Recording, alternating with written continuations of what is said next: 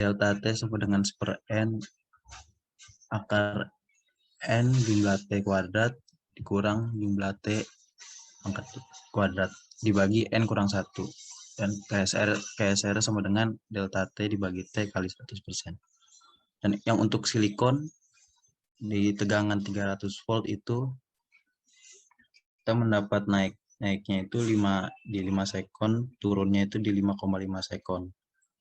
Dan di delta T-nya naiknya tuh 1 sekon, turunnya 0,5 sekon. KSR-nya naik di 20%, turun di 9,1%. Lalu untuk di 400 volt naiknya itu 6,5 sekon, turunnya 4,5 sekon. Untuk delta T-nya naiknya di 0,5 sekon, turunnya di 0,5 sekon. Lalu untuk KSR naiknya di 7,7%, turunnya di 11,1%. Lalu untuk 500 volt naiknya di 5 sekon, turunnya di 3,5 sekon. Dan delta T-nya naiknya di 0 sekon, turun di 0,5 sekon. Terus untuk KSR yang didapat itu 0%, naik di 0%, turun di 14,2%. Terus untuk yang 600 volt naiknya di 4,5 sekon, turunnya di 3 sekon. Terus yang delta T-nya naiknya di 0,5 sekon, turunnya di 0 sekon. KSR yang didapat itu yang naiknya 11,1%, turunnya di 0%. Next.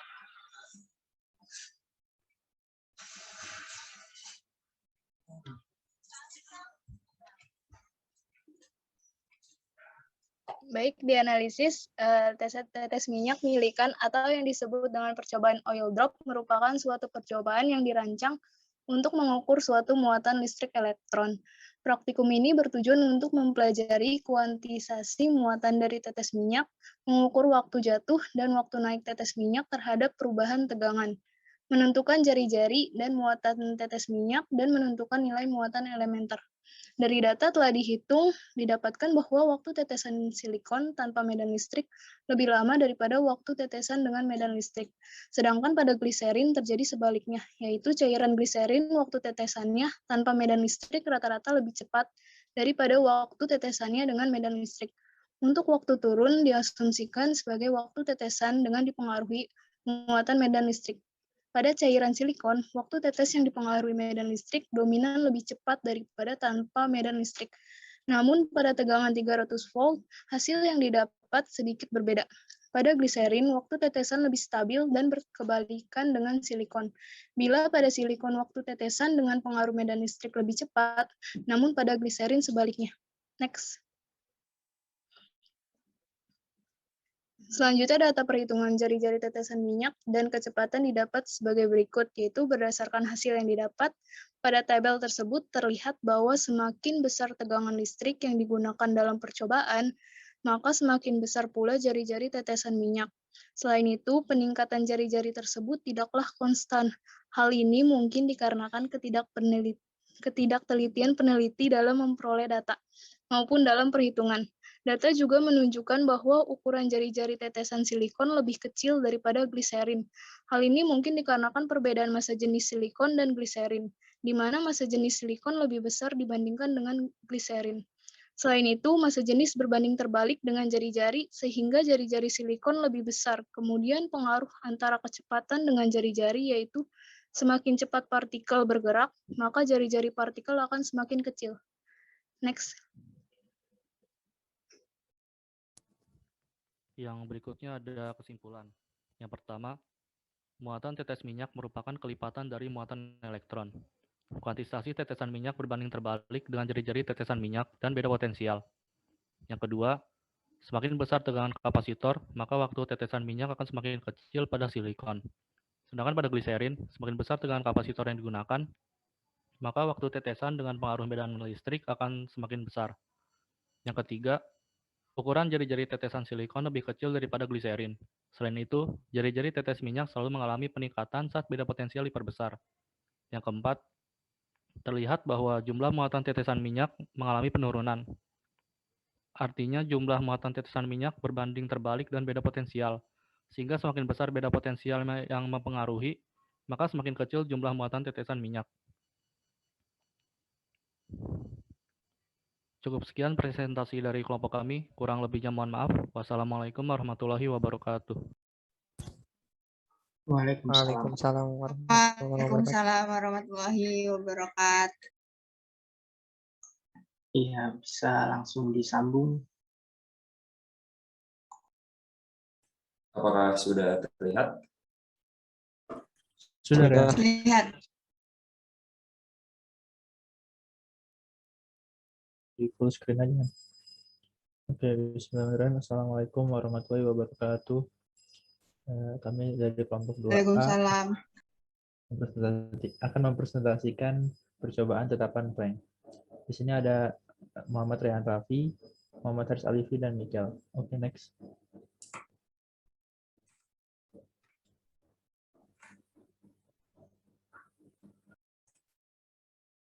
Oke, kemudian tujuan daripada praktikum tetapan plank ini yang pertama yaitu untuk menentukan nilai tetapan plank. Kemudian yang kedua yaitu untuk menghitung panjang gelombang cahaya. Yang ketiga yaitu untuk mempelajari efek fotolistrik. Pengolahan data tunggal. Panjang gelombang dari filter biru didapat 436 plus minus 0,500 dikali 10 pangkat 9 meter. Kemudian untuk filter hijau didapatkan 546 plus minus 0,5000 dikali 10 pangkat 9 meter. Kemudian untuk filter kuning didapatkan 578 plus minus 0,5000 dikali 10 pangkat 9 meter. Untuk hambatannya nilainya yaitu 1000 plus minus 0,5000 ohm. Kemudian untuk adaptor tegangan didapatkan 5000 plus minus 0,0005 volt.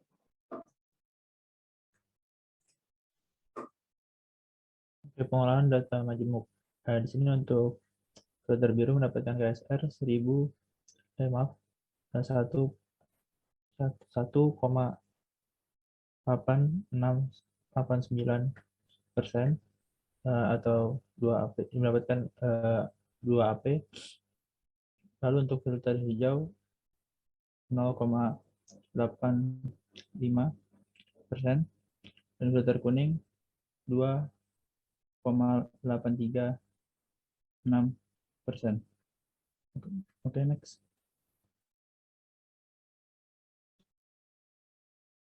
Tolong di next.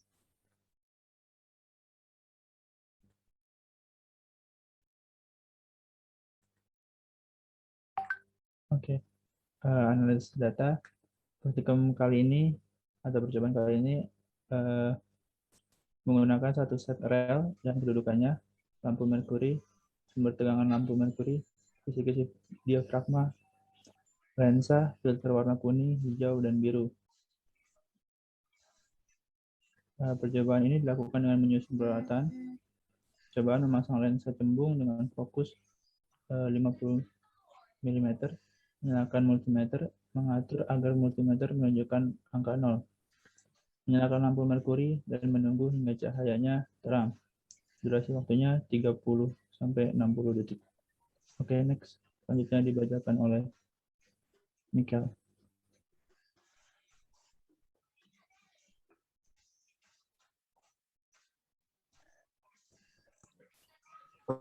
Menyalakan penguat pengukuran atau measuring amplifier dan mengatur hingga arus pada multimeter digital menunjukkan 10⁻11 ampere, mencatat nilai kenaikan nilai tegangan pada analog digital sebagai perubahan tegangan limit atau delta U0, mengatur hambatan geser reostat agar tegangan kembali menjadi 0, mengulangi percobaan untuk filter warna hijau dan biru. Mengulangi percobaan ini sehingga sebanyak 5 kali, lalu mengulangi percobaan dengan mengganti lensa plus 150 mm. Ini ada datanya filter biru dengan frekuensi 6,88 kali 10 pangkat 14 Hz dan tetapan planknya 7,0 26 kali 10 pangkat min 34. Lalu yang warna hijau dengan frekuensi 5,49 kali 10 pangkat 14 Hz dengan tetapan Planck 8,33 kali 10 pangkat min 34. Lalu yang kuning berfrekuensi 5,19 kali 10 pangkat 14 Hz dengan tetapan Planck 8,69 kali 10 pangkat min 34. Lalu ada kesimpulannya. Yang pertama, nilai tetapan Planck rata-rata yang didapat yaitu H sama dengan 8,09 kali 10 pangkat min 34. Yang kedua, hubungan antara frekuensi cahaya dengan panjang gelombang cahaya dinyatakan dengan persamaan V sama dengan C per lambda. Menurut teori gelombang elektromagnetik, intensitas merupakan kerapatan laju energi cahaya. Lalu yang terakhir, efek fotolistrik adalah suatu fenomena di mana elektron pada logam katoda yang ditempatkan di ruang vakum emisi keluar pada anoda sehingga menghasilkan arus listrik. Oke, sekian dari kelompok kami. Kurang lebihnya mohon maaf. Assalamualaikum warahmatullahi wabarakatuh.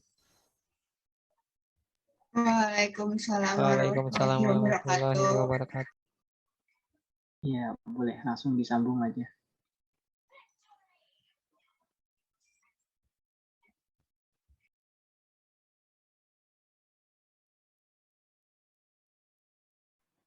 Oke, baik. Assalamualaikum warahmatullahi wabarakatuh. Selamat sore dan Waalaikumsalam. selamat sore dan salam sejahtera untuk kita semua. Perkenalkan, kami dari kelompok 3A. Hari ini kami akan mempresentasikan mengenai percobaan Michelson.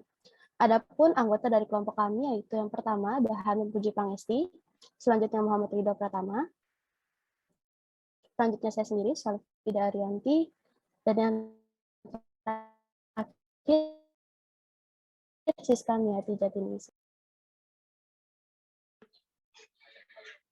Adapun tujuan dari percobaan ini yaitu yang pertama, mempelajari interferensi pada interferometer Michelson. Yang kedua, menentukan panjang gelombang sumber cahaya dengan pola interferensi.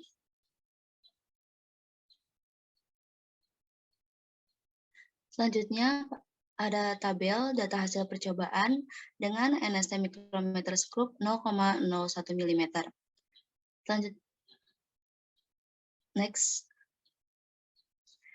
Selanjutnya ada hasil pengolahan data. Terdapat data tunggal. Yang pertama ada panjang lintasan atau D dengan NST micrometer scope 0,01 mm. Dengan panjang lintasan sebesar 2 mm, 4 mm, 6 mm, 8 mm, dan 10 mm. Dengan delta D yang sama yaitu sebesar 0,005 mm. Selanjutnya ada hasil dari KSR di panjang lintasan ini yaitu 0,25% pada percobaan pertama, 0,125% pada percobaan kedua, 0,08% pada percobaan ketiga, 0,0625% pada percobaan keempat, dan selanjutnya 0,05% pada percobaan kelima. Di kolom tabel berikutnya terdapat D plus minus delta D. Bisa dilihat pada kolom tabel ini. Next. Selanjutnya ada perubahan panjang. Sebelumnya. Selanjutnya ada perubahan panjang lintasan optik atau delta D dengan NST micrometer scope 0,05 mm. Di sini tertera delta D-nya yaitu sebesar 2 mm pada percobaan pertama sampai percobaan kelima hasilnya sama. Dengan delta D 0,05 mm juga sama, dengan hasil KSR juga sama, yaitu 0,25% dengan 3 angka penting, dan delta D plus minus delta D yang dapat dilihat pada kolom tabel berikut. Oke, untuk data tunggal selanjutnya itu ada jumlah fringe dengan nilai NST sebesar 1 mm diperoleh delta N sebesar 0,5 mm. 0,5 pada kelima percobaan. Dan untuk KSR-nya itu sendiri pada percobaan pertama sebesar 8,33%, pada percobaan kedua sebesar 7,14%, pada percobaan ketiga diperoleh 4,54%, dan pada percobaan keempat diperoleh 3,57%, dan pada percobaan kelima diperoleh sebesar 2,94%. Dengan nilai delta N plus delta N itu sendiri bisa dilihat pada tabel di sebelahnya. Oke, next. Oke, untuk data tunggal selanjutnya itu ada perubahan jumlah fringe atau delta N dengan nilai NST sebesar 1 mm diperoleh nilai delta N itu sendiri sebesar 0,5 pada kelima percobaan. Pada percobaan pertama diperoleh nilai KSR-nya itu tidak terdefinisi. Pada percobaan kedua diperoleh sebesar 50%, pada percobaan ketiga sebesar 12,5%, dan pada percobaan keempat dan 5 diperoleh nilai KSR yang sama sebesar 16,67%. Dan nilai delta N plus minus delta dari delta N-nya itu sendiri bisa dilihat pada tabel berikut. Oke, selanjutnya di sini ada panjang gelombang. Untuk mencari panjang gelombang, kita menggunakan rumus delta N sama dengan 2 kali delta D per lambda, atau lambda sama dengan 2 kali delta D per delta N. Delta D pada setiap percobaan ini memiliki nilai pergeseran yang sama, yakni 2 kali 10 pangkat min 3 meter atau 2 mm. Pada percobaan pertama, diperoleh nilai panjang gelombangnya itu tak hingga atau tidak terdefinisi. Pada percobaan kedua itu sebesar 4 mm, percobaan ketiga 1 mm, dan pada percobaan keempat dan 5 sebesar 1,33 mm. Boleh di next. Selanjutnya di sini ada hubungan dari panjang lintasan dengan jumlah fringe menggunakan metode least square, di mana nilai X itu sebagai D dan Y itu sebagai R. Sehingga diperoleh dari nilai A-nya itu sebesar 2,3 dan nilai B-nya itu sebesar 1,45, sehingga memenuhi persamaan Y sama dengan A plus BX sebesar Y sama dengan 2,3 plus 1,45X.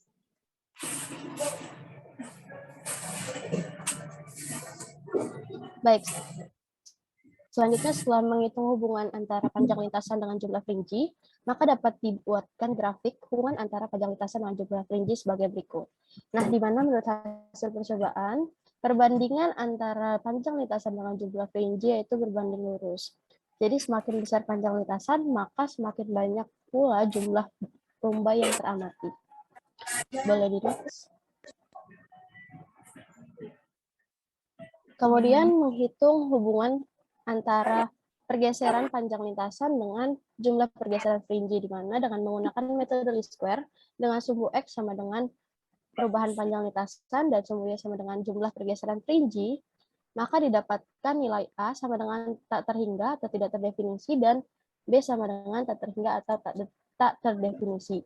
Maka persamaan Y menjadi tak terhingga plus tak terhingga X. Dan secara matematis, hubungan antara delta D dengan delta N tidak dapat menghasilkan hubungan yang linear. Karena hal ini bisa dilihat dari nilai N, nilai Y atau delta N yang naik pada percobaan ketiga, kemudian kembali pada percobaan keempat dan kelima. Next. Mana minumnya? Baik, selanjutnya yaitu mengenai analisis data. Seperti yang sebelumnya sudah rekan saya sebutkan, tujuan dari percobaan Michelson ini untuk mempelajari interferensi pada interferometer Michelson, serta menentukan panjang gelombang sumber cahaya dengan pola interferensi.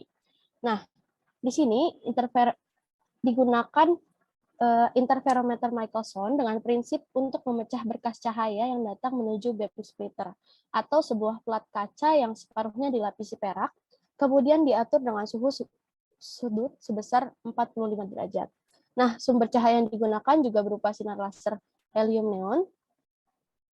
Kemudian dalam praktikum ini kita mengamati adanya pergeseran cermin M1 yang akan membuat jarak antara cermin M2 dengan lensa pembagi, serta jarak antara cermin M2 dengan lensa pembagi akan menghasilkan nilai yang berbeda. Kemudian perbedaan nilai inilah yang akan memicu terjadinya pergeseran fringy atau adanya pola gelap terang pada layar dan pergeseran yang diberikan pada cermin M1 oleh mikrometerskop pada praktikum ini bernilai konstan dengan selisih 2 dari variasi yang diberikan sebelumnya. Nah, berdasarkan data praktikum, kita mendapatkan nilai panjang lintasan atau D, yaitu sebesar 2 mm, 4 mm, 6 mm, 8 mm, dan 10 mm. Sehingga dapat diketahui perubahan panjang lintasan yang diperoleh, yaitu dari percobaan pertama hingga percobaan kelima sebesar 2 mm. Boleh next. Oke, berdasarkan hubungan di atas, maka dapat disimpulkan bahwa delta S atau perbedaan jarak tempuh dari cahaya sama dengan kelipatan dari panjang gelombang. Namun karena cahaya melintasi jarak pergeseran 2 kali bolak-balik atau mendatangi dan memantul cermin, maka delta S sama dengan 2D. Dengan D adalah pergeseran yang diberikan terhadap cermin. Kemudian berdasarkan pernyataan di atas juga, praktikum ini memiliki variabel independen berupa pergeseran yang diberikan kepada cermin atau D, dan variabel dependen berupa jumlah pergeseran yang dialami fringy atau N. Berdasarkan hasil perhitungan nilai yang diperoleh sangat berbeda dengan spesifikasi laser helium yang digunakan dengan panjang gelombang sebenarnya yakni sebesar 632,8 nanometer. Kemudian kemungkinan error yang terjadi disebabkan karena kekeliruan pembacaan skala pada alat ukur, dan kemungkinan keduanya adalah alat ukur dengan penelitian yang sudah kurang mumpuni untuk praktikum ini. Kemudian meskipun hubungan linear tidak dapat diperoleh dari data yang ada, namun secara matematis slot atau gradien pada grafik D dan N adalah rasio bilangan 2 dengan panjang gelombang sumber atau 2/6. Sehingga dapat disimpulkan bahwa yang pertama, interferensi pada interferometer Michelson terjadi ketika dua berkas cahaya laser dari satu sumber sama dipisahkan oleh beam splitter dan kemudian dipantulkan kembali oleh dua cermin yang memiliki jarak tertentu, kemudian kembali menyatu dan mengalami superposisi. Apabila dua berkas cahaya yang mengalami superposisi memiliki beda fase 0, maka berkas cahaya akan saling menguatkan atau konstruktif. Dan apabila beda fase sebesar 180 derajat, maka berkas cahaya akan saling melemahkan atau destruktif. Oleh karena itu, berkas cahaya akan menghasilkan pola gelap terang. Kemudian yang kedua, berdasarkan perhitungan diperoleh panjang gelombang sebagai berikut, dengan rata-rata panjang gelombang sebesar 1,915 mm. Jika percobaan pertama diabaikan, sedangkan panjang gelombang sumber dari spesifikasi laser helium-neon sebesar 632,8 nm. Sekian, terima kasih dari kelompok PAN. Mohon maaf atas segala kekurangannya. Wassalamualaikum warahmatullahi wabarakatuh. Waalaikumsalam warahmatullahi wabarakatuh. Iya, boleh. Izin share screen ya, Kak. Iya, silakan.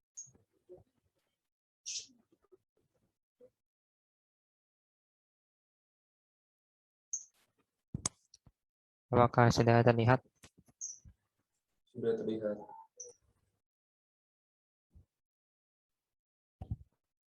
Assalamualaikum warahmatullahi wabarakatuh. Kami dari kelompok 4A yang beranggotakan Syifa Ardelia Azahra, Faisal Kamindra, dan saya sendiri Kunti Dewanti.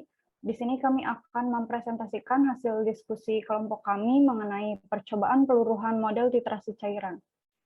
Next. Adapun tujuan dari percobaan ini yaitu yang pertama, mahasiswa dapat menggambarkan grafik model peluruhan titrasi cairan. Yang kedua, mahasiswa dapat menggunakan analogi model titrasi cairan dengan kekentalan tertentu untuk menjelaskan pola peluruhan radioaktif. Dan yang ketiga, mahasiswa dapat menganalisis bentuk grafik untuk mendapatkan waktu paruh dalam peluruhan radioaktif. Next.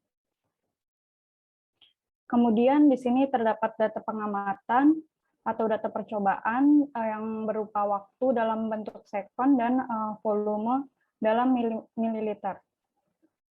Di mana data percobaan ini didapatkan dari mengulangi 20 kali pengambilan data volume cairan minyak ataupun oli yang masing-masing diambil dalam setiap 10 detik sekali. Next. Untuk selanjutnya ada pengolahan data yang akan dijelaskan oleh rekan saya Syifa Ardelia Azahra.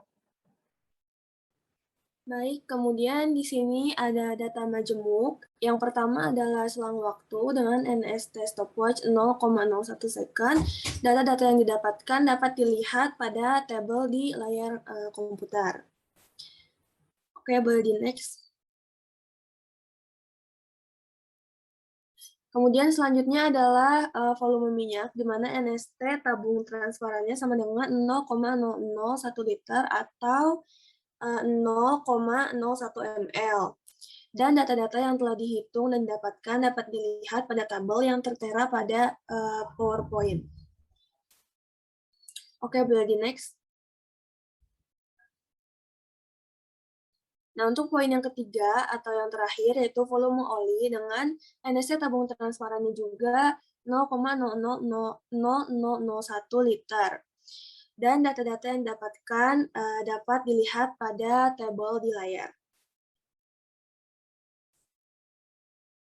Nah, baik, selanjutnya, slide selanjutnya akan dilanjutkan oleh rekan saya, Faisal Kamindra. Baik, jadi dari percobaan yang telah dilakukan, kami mendapatkan data-data yang telah dicantumkan pada bab sebelumnya. Kemudian yang dilakukanlah pengolahan data sehingga praktikan dapat membuat grafik least square hubungan antara N dengan T dan grafik least square hubungan antara ln N dan T atau waktu. Untuk data grafiknya bisa dilihat di layar komputer. Yang pertama, grafik hubungan antara V minyak dengan waktu. Yang sebelahnya, sebelah kanan ini grafik ln V dengan T atau dengan waktu.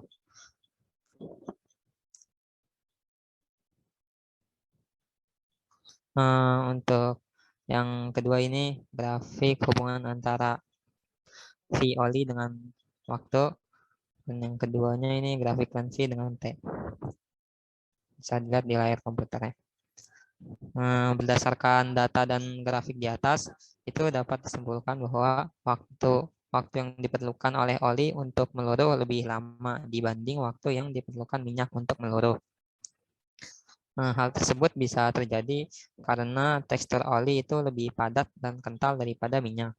Sebagaimana yang landasan teori ada yang berbunyi semakin kental dan semakin besar nilai viskositas dari suatu solida atau cairan, maka semakin lama waktu yang diperlukan untuk meluruh.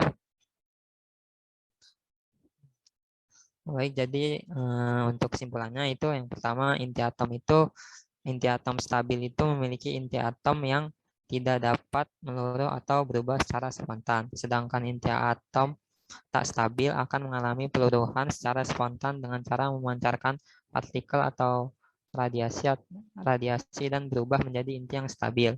Yang kedua, viskositas itu menentukan kemudahan suatu molekul bergerak karena adanya gesekan antara lapisan material. Karenanya viskositas menunjukkan tingkat ketahanan suatu cairan untuk mengalir. Dan yang ketiga, yang terakhir, waktu paruh adalah periode waktu di mana jumlah inti radioaktif tinggal setengah dari jumlah semula atau jumlah awalnya. Rumusnya itu bisa dilihat, yaitu N sama dengan setengah N0 atau N mula-mula. Baik, cukup sekian presentasi dari kelompok kami. Kurang lebihnya mohon maaf. Wassalamualaikum warahmatullahi wabarakatuh. Waalaikumsalam warahmatullahi wabarakatuh.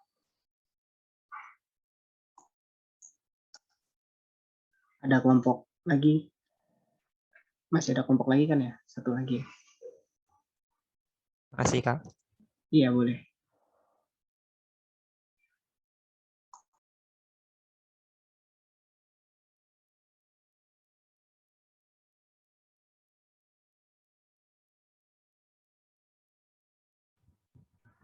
Baik, Assalamualaikum warahmatullahi wabarakatuh.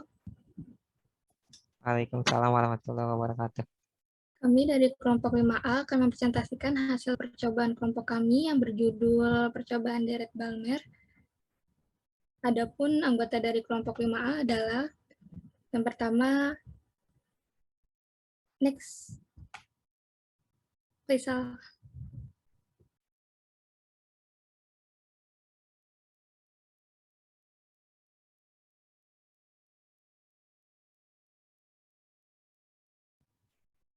Adapun anggota dari kelompok 5A yaitu yang pertama ada Baina, yang kedua Mbak Fitratika, yang ketiga Restu Endriansa, dan yang keempat saya sendiri Pamujira Putri. Untuk pembahasan selanjutnya akan dijelaskan oleh rekan saya Baina. Untuk waktu dan tempat saya persilakan.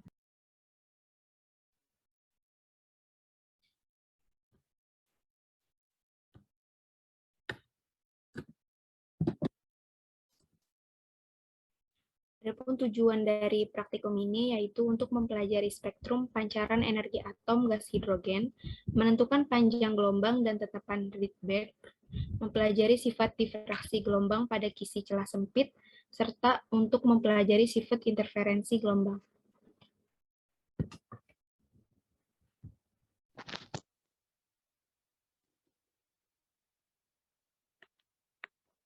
Berikut ini adalah tabel hasil dari data yang telah kami oleh. Pengolahan data sudut kedudukan spektrometer untuk masing-masing warna pada setiap orde yang teramati dengan kisi sebesar 100, 300, dan 600 mm. Dan ada pula busur sebesar 0,5 derajat.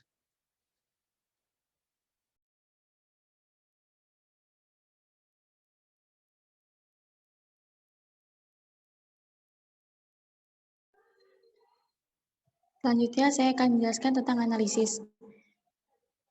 Deret Balmer merupakan sebuah dari salah satu dari 6 deret bernama yang menggambarkan garis spektrum emisi atom hidrogen.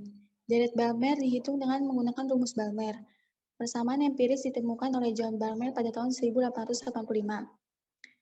Data yang diperoleh berupa perubahan warna spektrum dengan menghasilkan masing-masing sudut yang berbeda, di mana data ini digunakan pada perhitungan untuk mencari panjang gelombang dengan menggunakan rumus lambda sama dengan 2D sin setengah theta per n. Panjang gelombang yang diperoleh sebagai grafik perbandingan dengan rival perbandingannya yaitu spektrum dengan persamaan 1/2 kuadrat min 1/n kuadrat. Next. Berdasarkan data tersebut, dapat dilihat bahwa tetapan kisi berbanding terbalik dengan perubahan jumlah orde. Semakin besar nilai tetapan kisi, maka semakin sedikit jumlah orde yang dihasilkan atau sebaliknya. Hal ini dikarenakan nilai panjang gelombang ditentukan oleh jumlah orde. Maka nilai panjang gelombang dalam perhitungan pun dipengaruhi oleh tetapan kisi. Lalu lebar garis spektrum berbanding lurus dengan panjang gelombang, sehingga saat panjang gelombang besar, maka lebar garis spektrumnya akan makin besar dan sebaliknya. Namun dari hasil percobaan dan grafik menunjukkan hasil yang berbeda dengan literatur. Hal ini dikarenakan ketidaktelitian praktikum dalam mengambil data dan mengolah data. Adapun kesimpulan dari praktikum percobaan ini ialah yang pertama, spektrum pancaran atom gas hidrogen menunjukkan bahwa energi atom tersebut diskontinu. Spektrum yang dipancarkan atom gas hidrogen terurai menjadi beberapa spektrum garis berwarna cahaya tampak seperti merah, ungu, dan hijau biru. Yang kedua, panjang gelombang diperoleh dengan rumus lambda sama dengan 2D sin theta. Yang ketiga, sifat difraksi gelombang pada kisi atau celah sempit, yaitu setiap titik pada front gelombang cahaya dapat dianggap sebagai sumber sekunder gelombang. Dan yang keempat, sifat interferensi gelombang merupakan sifat yang menimbulkan interaksi antar gelombang di dalam suatu daerah, bersifat membangun atau interferensi konstruktif. Sekian presentasi dari percobaan praktikum kelompok kami. Kurang lebihnya mohon maaf. Assalamualaikum warahmatullahi wabarakatuh.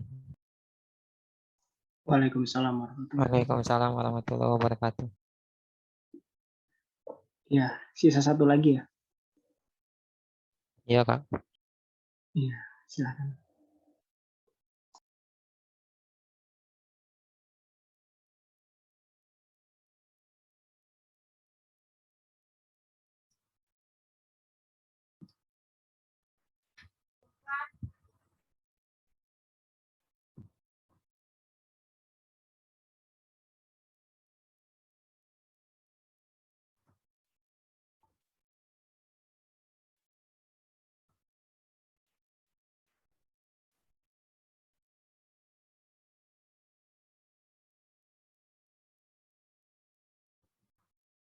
Oke, Assalamualaikum warahmatullahi wabarakatuh.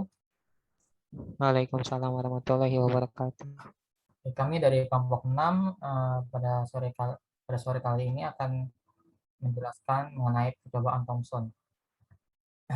Kelompok kami ada Desi Fitriani, kemudian ada Nugraha Saputra, kemudian ada Maria Belenina Simatupang, dan ada saya sendiri yaitu Muhammad Rizky.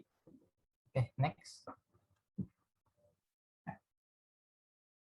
Oke, yang pertama ada tujuan, yaitu yang pertama adalah menentukan nilai perbandingan muatan terhadap massa atau E per M elektron, dan yang kedua ada menganalisis pengaruh kuat arus, tegangan listrik, dan medan magnet kumparan Helmholtz terhadap nilai E per M elektron. Oke, untuk slide selanjutnya akan dibacakan oleh Nugraha Saputra. Recording in progress. Data tunggal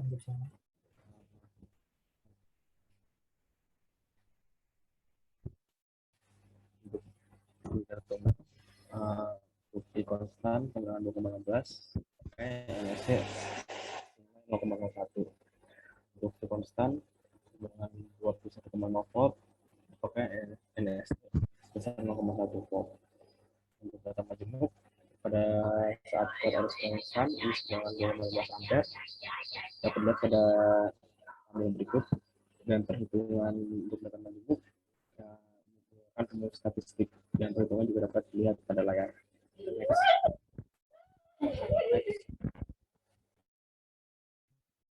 Next.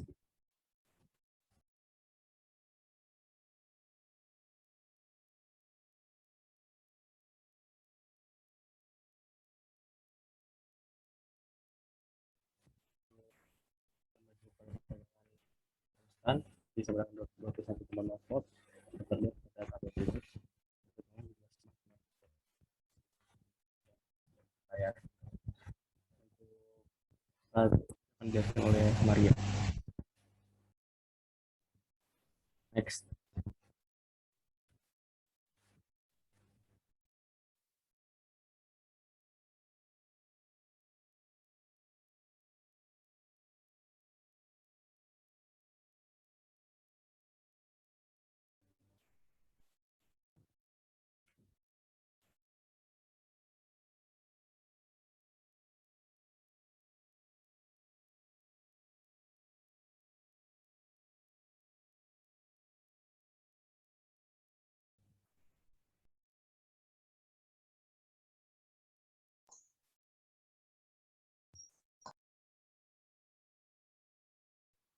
Sebentar ya Pak, ini kayaknya yang saya screen ada masalah ini. Laptopnya agak lemot. Oh ya, baik.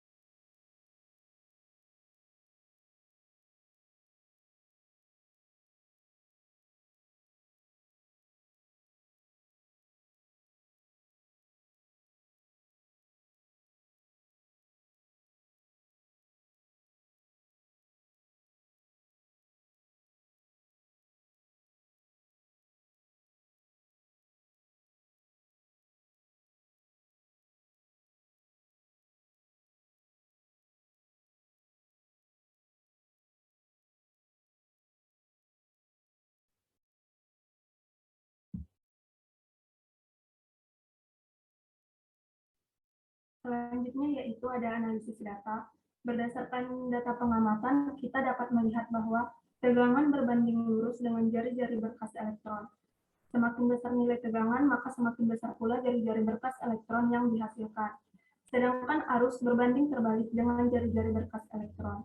Sehingga semakin besar nilai arus yang diberikan, maka semakin kecil jari-jari berkas elektron yang dihasilkan. Hal ini sudah sesuai dengan literatur yang ada.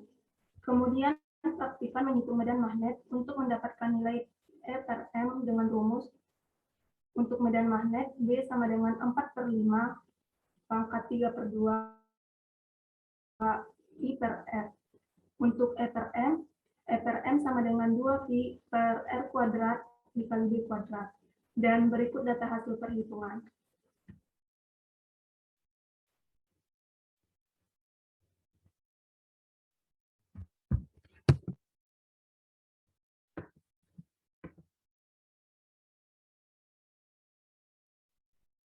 Data hasil perhitungan saat kuat arus tetap, V-nya sama dengan 278,5, I sama dengan I-nya 2,15, D 0,0635, R 0,0318, B 1,668 kali 10 pangkat min 3, E per M 2,026 kali 10 pangkat min 11.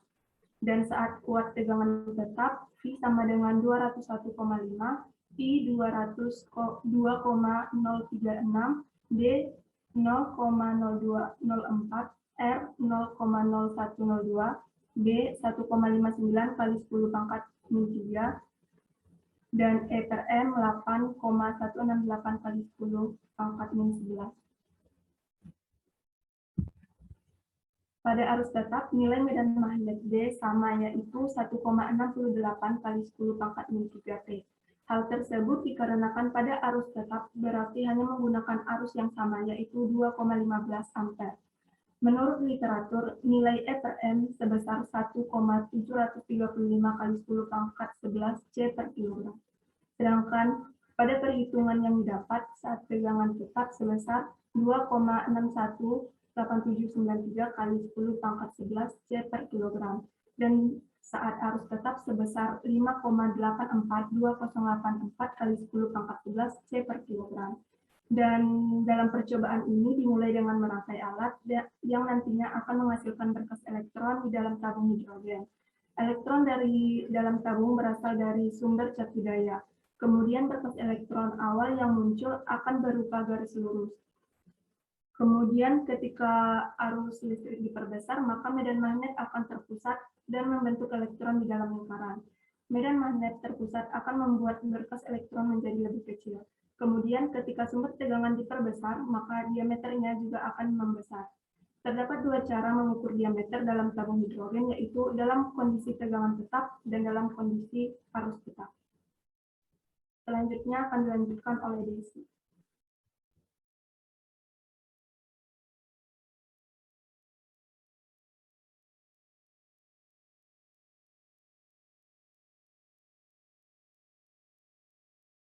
Baik, kesimpulan pada praktikum ini yaitu dari hasil pengolahan data dan kesimpulan didapati nilai perbandingan muatan terhadap massa E per M elektron adalah sebagai berikut. Dapat dilihat pada layar, saat kuat arus konstan 2,15 ampere didapat rata-rata sebagai berikut ini.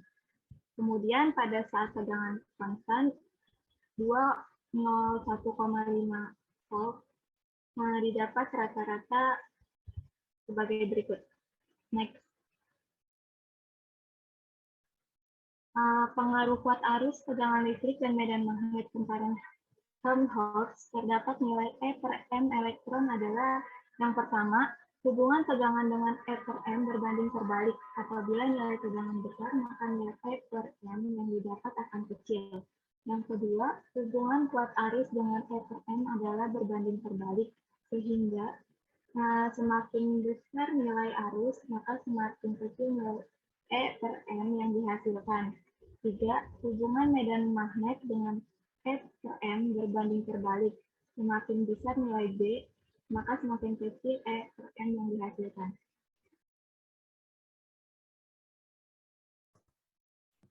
Sekian presentasi dari kelompok 6A.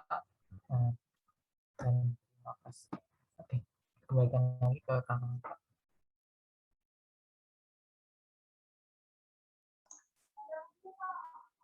Ya, terima kasih kelompok 1 hingga kelompok 6 yang sudah mempresentasikan. Udah habis kan ya kelompoknya? Dari ASLab sendiri mungkin ada masukan atau ingin menyampaikan sesuatu? Ya, izin saran ya.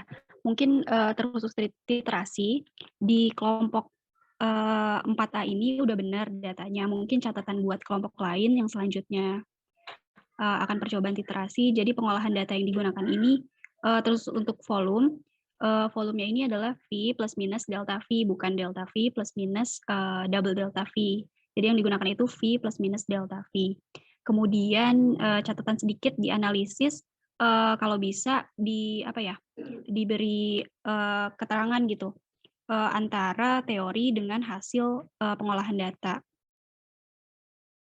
Cukup itu aja buat titrasi. Oke, makasih Kak. Ya, baik. Terima kasih Kak Alaya ya. Ada lagi?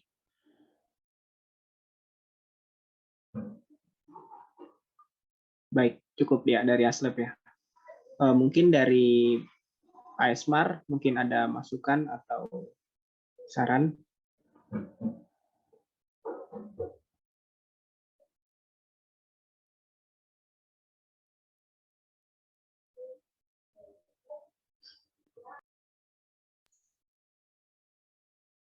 Iya, baik. Sepertinya tidak ada ya.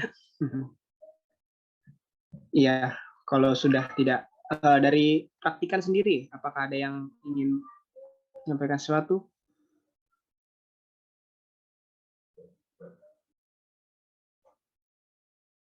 Iya, nggak ada juga ya. Oke. Mungkin karena tidak ada ya.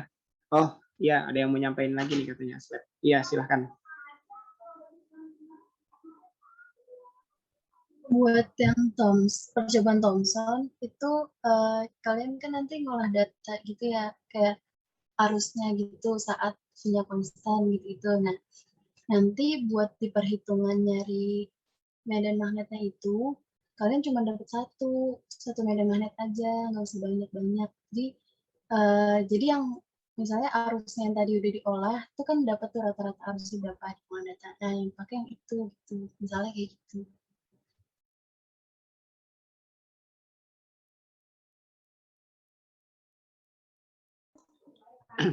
Oh ya, baik. Terima kasih. Iya, Pak Esmar sepertinya sudah ada. Iya. Yo, mohon maaf tadi lagi sholat. Iya, baik. Ya tadi Iya. mohon maaf ya. Saya nggak mengikuti penuh karena memang ada kegiatan monet penelitian dan pengabdian masyarakat dosen. Jadi reviewernya datang luring, pesertanya sih daring gitu ya. Jadi mohon maaf kalau cuma tadi sekilas saya lihat datanya harusnya udah lebih baik ya. Angka-angka penting tadi yang kayak arus dan tegangan tuh 2 angka di belakang koma itu udah sesuai ya dengan alat ukur yang kita punya ya. Udah sesuai belum? Tadi saya lihat ada tegangan arus 2 angka di belakang koma. Jadi itu mohon diperhatikan juga gitu ya. Katakanlah kalau voltmeter atau apa sih voltmeter atau ampermeter digital itu berapa angka di belakang koma disesuaikan gitu ya. Kalau memang 2 angka di belakang koma ya angka yang ditampilkan itu berarti benar gitu ya. Tapi kalau hanya 1 angka di belakang koma ya berarti harus disesuaikan. Baik, itu aja sih mungkin tadi dari saya. Terima kasih. Ya, baik. Terima kasih Pak Esmar. Sepertinya sudah ya. Untuk pertemuan kali ini kita cukupkan saja ya. Kita akhiri dengan membaca Alhamdulillah. Alhamdulillahirrabbilalamin. Terima kasih yang sudah berpartisipasi, yang telah hadir ya pada sore hari ini. Terima kasih juga untuk Pak Esmar ya. Ya, sama-sama. Terima kasih buat Aslep, buat juga peserta praktikum. Tetap semangat, masa pandemik, insya Allah semester besok kita bisa luring gitu ya. Amin. Ya biar bisa lihat lab fisika modern. Betul. Ya mungkin itu saja ya untuk sore hari ini. Ya. Maaf sebelum ditutup mau nanya dulu ke Pak Esmar. Pak, maaf izin bertanya terkait percobaan interferometry-Chelson. Ya. Itu kan kita cari panjang lambdanya gitu ya Pak. Nah, data yang kita dapat itu gitu ya Pak, milimeter. Sementara menurut teori itu nm. Nah, kalau misalnya kita udah hitung, itu hasil lambdanya besar banget gitu, Pak. Coba bisa di-share lagi nggak? Data tadinya bisa di-share lagi nggak? Oke. Bentar.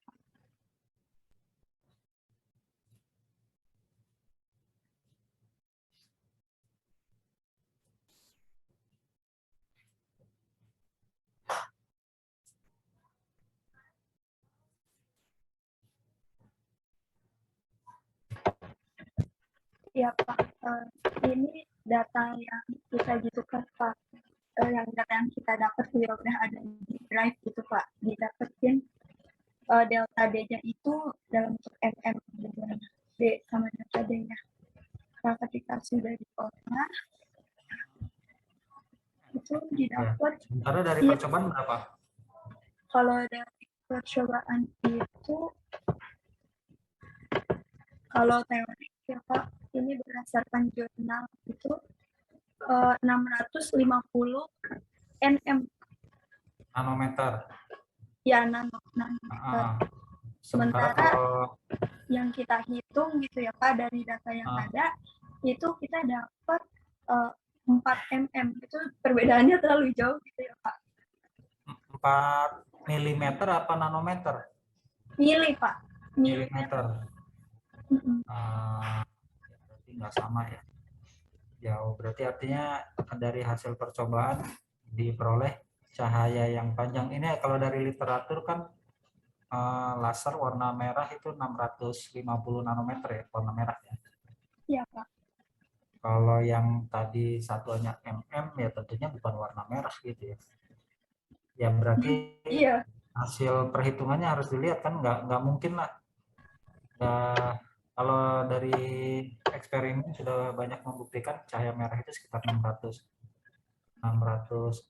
nanometer apa Armstrong ya? 600 ya, kalau Armstrong itu 6 ribuan ya kalau dalam Armstrong.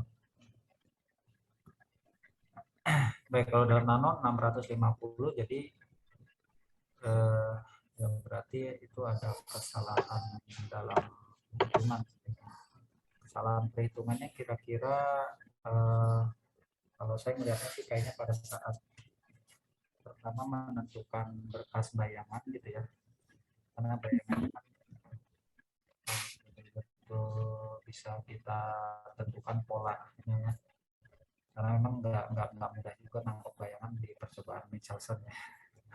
Kemudian perputaran yang apa sih yang skrupnya itu ya, kita harus data hasil percobaannya aja, mungkin laporan percobaannya jangan yang ini, ada nggak?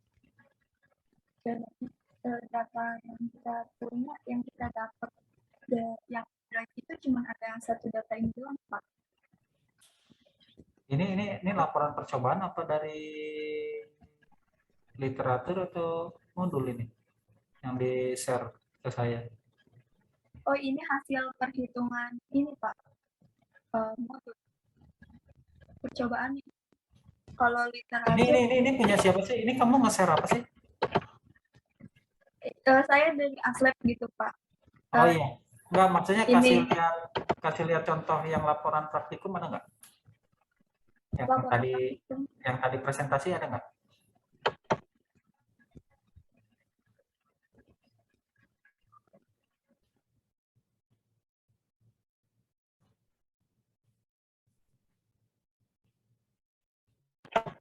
Mungkin kelompok tadi ya ada Pak.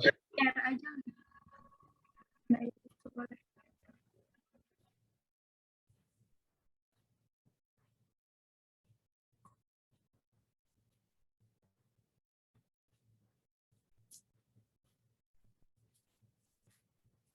Atau udah bubar nih kelompoknya mana?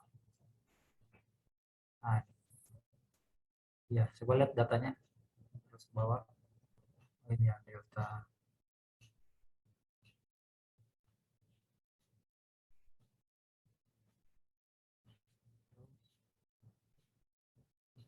Tiga mikrometer skrupnya 0,1 ya, terus ke bawahnya lagi, tapi itu kenapa enggak ini ya? Nah, delta D-nya kan 2, 4, 6, 8, 10. Perbedaannya 2. Kalau N-nya N-nya tuh jumlah Rinci ya. Apa? 6, 7, 11, 14, 17. Coba lihat lagi ke bawah. Seingat saya N-nya tuh tetap ini deh, keperiodikan. 6, 7. N itu jumlah putaran apa jumlah Perinci? Jumlah pergeseran. Jumlah Perinci, Pak. Jumlah Perinci kan ya. Kalau D-nya hilang tapi jumlah Perincinya enggak ini ya. Korelasinya enggak terlalu linear ya dengan perubahan jaraknya. 2, 6, 4, ini ada 7. Kemudian 6, ini ada 11. Ini beda 1, ini beda 4, sini beda 3, beda 3. Seingat saya jumlah Perincinya harusnya memang bisa ini deh. Sama. Oke, lihat terus lagi ke bawah, coba ke bawah lagi.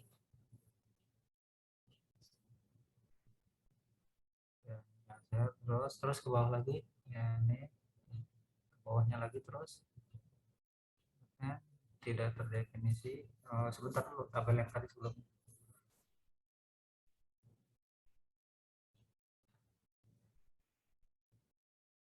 Nah ini sebentar nih 2D persaingannya 0 4.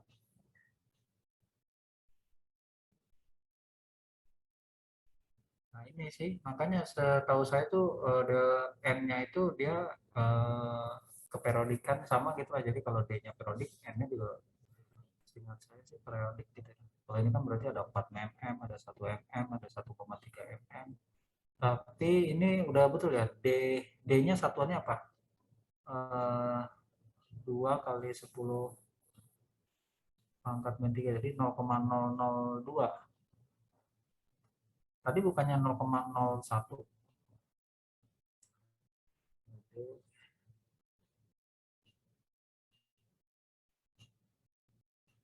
Coba lihat lagi tadi ke atasnya, data sebelumnya, nilai D. Nah, mikrometer scope-nya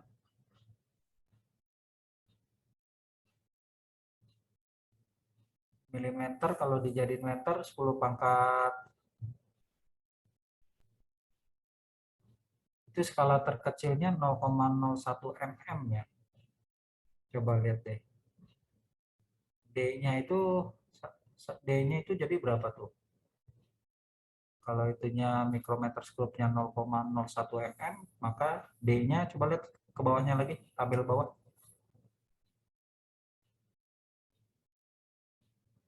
Delta D-nya untuk 2 sama semua ya delta D-nya.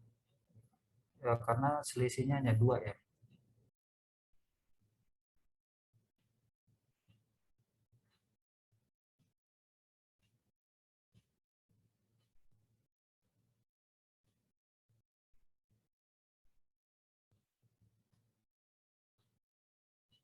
Terus lagi ke bawah, milih 10 pangkat min 3, terus tabel lagi ke bawah.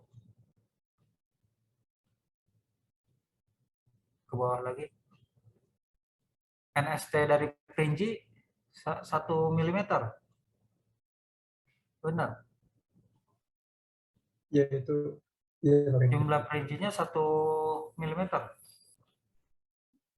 Sebenarnya agak bingung juga ya Pak, karena setahu saya kalau jumlah Perinci kan nggak ada satuan ya. Ya. Maksudnya iya nggak ada ini kan, dia jumlah aja kan. Iya. Coba terus lihat ke bawahnya lagi.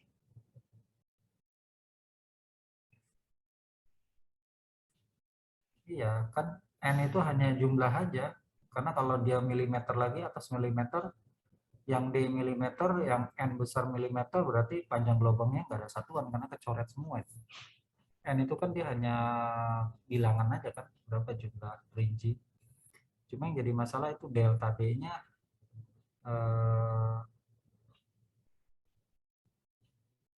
Kalau 2 kali 10 pangkat min 3 itu kan meter, itu kan artinya 2 mm kan? Bukannya tadi mikrometer skrupnya 0,01 mm. Nah, itu coba disesuaikan ya konversinya. Delta D pada setiap perjalanan memiliki pergeseran yang sama dengan 2 kali 10 pangkat min 3 meter. Mungkin maksudnya 2 kali 10 pangkat min 3 mm kali itu. Karena kan milimeter skrupnya 0,01. 0,01 mm, ini 2 mm kan berarti kan? Benar nggak? Coba kalau masukkan ini satuan di sininya mm, 2 kali 10 pangkat min 3 mm. Maka panjang gelombangnya sama nggak? Dapat nggak kira-kira di kisaran merah? Nah, itu.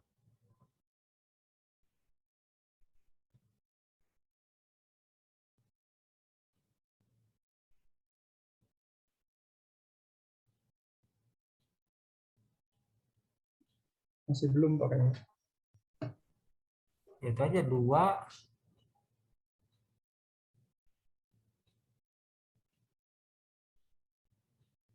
berarti kan itu 2 kali 10 pangkat min 6 kan? 2 kali 10 pangkat min 6 meter. Kalau dijadikan nano berarti kan sekitar harusnya di sekitar 2000-an ya, 4000-an nanometer.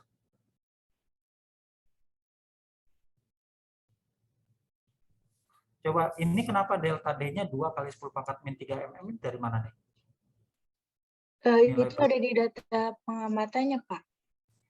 Data pengamatannya tadi yang 0,01 Itu NST dari mikrometer. NSC dari mikrometer. Berarti ininya adalah 0,1 kan ya? Bukan Pak, tadi dia delta D-nya itu NST-nya. Nah, terus D-nya D. Oke, NST-nya ya ini kan agak aneh juga kalau nilai D-nya itu diukur menggunakan mikrometerskop yang 0,01 tapi angkanya kok kenapa bulat 246, kenapa enggak 2, sekian, 24, sekian gitu ya. Coba lihat ke bawahnya lagi tadi. D-nya aja itunya milimeter satuannya.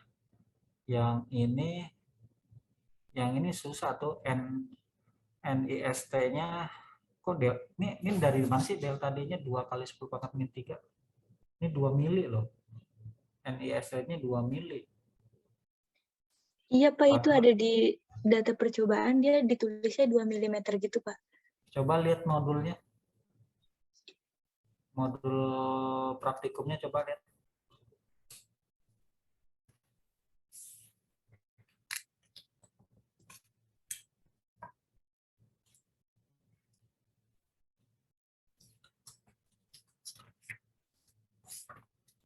Modulnya coba lihat.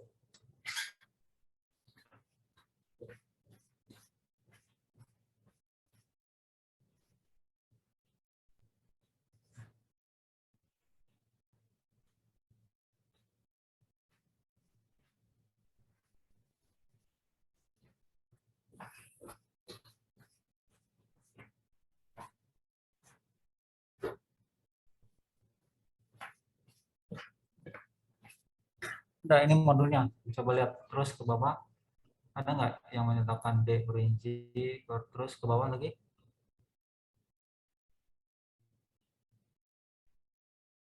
Nggak ada ya. Nanti coba dicek ya, dicek di katalog Libok ataupun Kiwi-nya.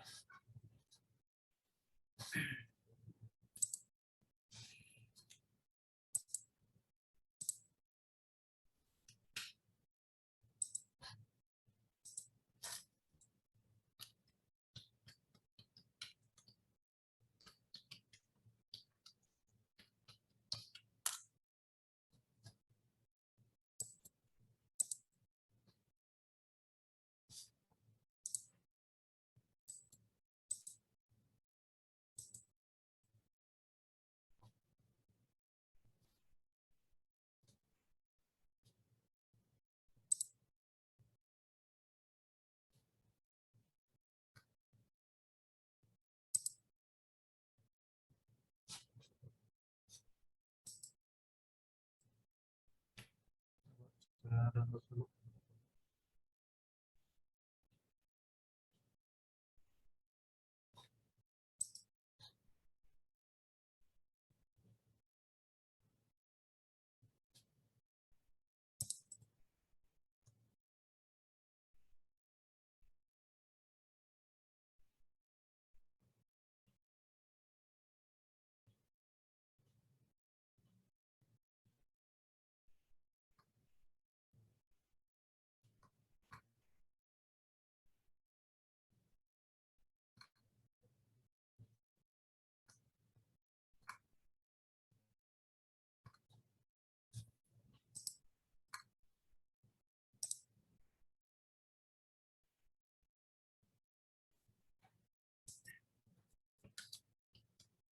Charleston itunya apa sih for itu ya, wavelength ya.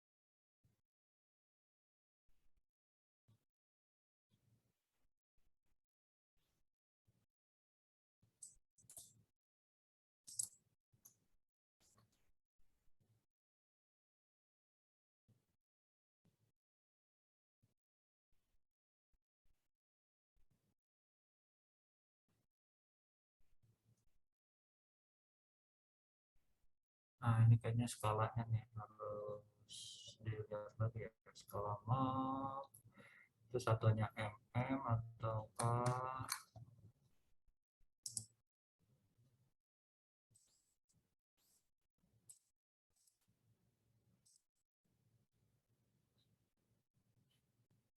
baik, nanti dicek lagi aja ya, itu kayaknya satuan itunya loh yang D nya itu.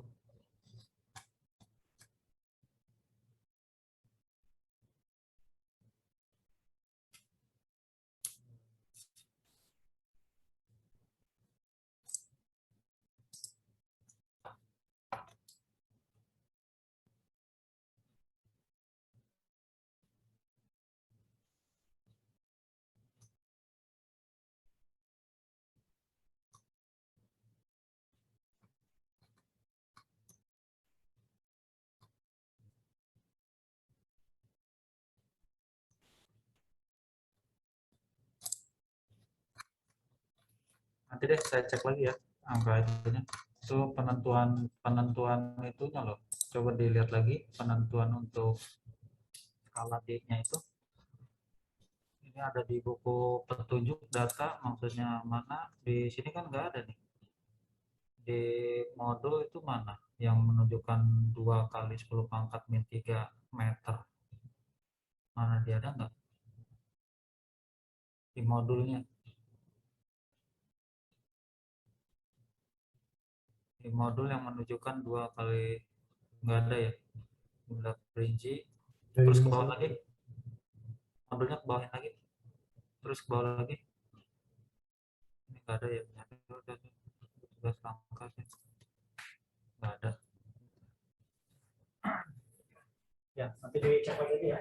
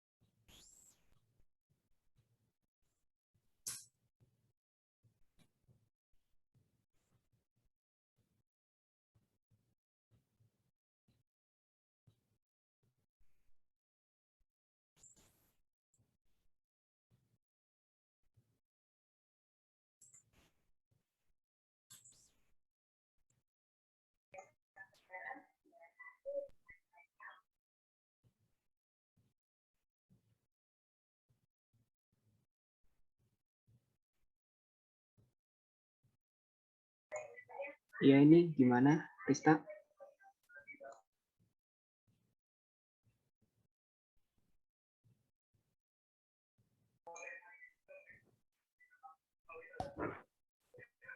Izin bertanya, Pak. Iya, ya. Ayo, Sal. Silakan, Sal. Bertanya, Sal.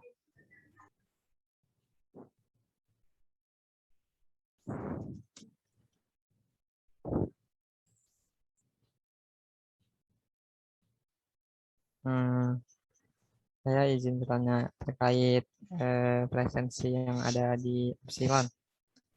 Itu presensinya itu di situ tulisannya hari Rabu kemarin. Padahal harusnya kan hari ini, hari Kamis. Itu aja sih.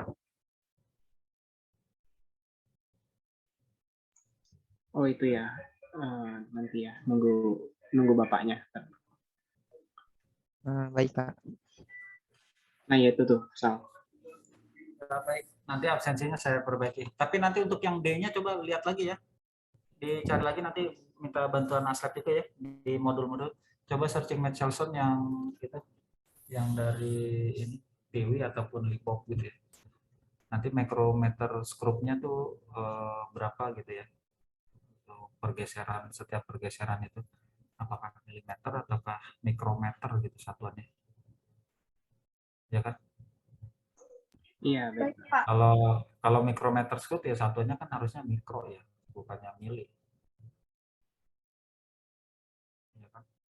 Coba nanti dicek lagi, kalau harusnya kan dia satunya mikro. Kalau dia mikro, dia maka dia pergeserannya juga mikro. Kalau mikro tentunya nanti bersesuaian kan ordernya dengan cahaya warna merah itu nanometer. Ya. Baik, itu aja mungkin dari saya. Nanti untuk absen nanti saya perbaiki lagi ya. Iya, Pak. Baik, Pak. Ya, baik. Ya, terima kasih banyak, Pak. Ya, mungkin cukup ya sore ini kita ucapkan hamdalah ya. Udah nggak ada yang nanya lagi kan ya. Oke, saya tutup. Terima kasih yang sudah hadir. Terima kasih juga Pak Esmar. Kurang lebihnya mohon maaf. Bila ada kata yang kurang berkenan dimaafkan. Saya tutup. Wassalamualaikum warahmatullahi wabarakatuh. Waalaikumsalam warahmatullahi wabarakatuh. Terima kasih banyak, Pak. Warahmatullahi wabarakatuh. Oke, saya tutup dulu ya. Terima kasih. Ya, Pak. Ya, sama-sama. Recording stop.